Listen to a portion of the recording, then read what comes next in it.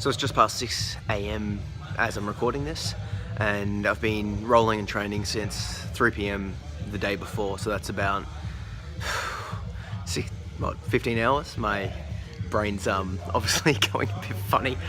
I've realized a bunch of stuff training for so long. The main one being that I need to rely on the core fundamental principles. Anything fancy after this much fatigue and this much training just doesn't cut it, because it's too fancy, it's too out there, and it's not fundamentally sound. Whereas that core principle approach to jiu-jitsu, and I'm thinking to life, really does seem to work even when fatigued, even when stressed. And it's kind of interesting, once I get to a good position, I'm able to hold them down and keep rolling and keep going.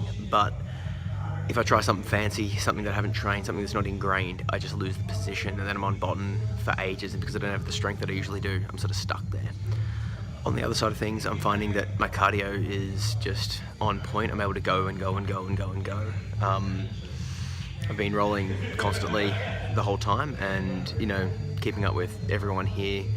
The main person that's sort of challenging me has been a 17-year-old kid that's sort of huge and really getting after it, which is great. But it's interesting to note just how far my cardio can go, because in the past I'd be like, oh, I've done 4 hours of training, I'm tired or whatever. But I'm sort of proving to myself now that there really are no limits. It's just keep going, keep trying, and see what your actual limits are, as opposed to just accepting societally imposed rules, because far out there are none.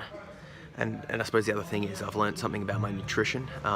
If I was going to plan my food again, I'd bring a lot more small treats like jelly beans and fruit and sort of like mandarins, that sort of stuff, as opposed to big sort of filling carb stuff, because I don't want a full belly, but I want to feel energized. So I'm thinking way more high protein stuff and way less sort of rices and sort of cookies and that sort of stuff. I'm more one of the small jelly beans and small things.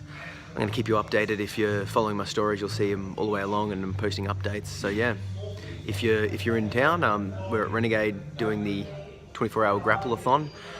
I'm down representing John Donahue Jiu-Jitsu. Come down, have a roll with me, check it out. There's good classes on, learning a bunch.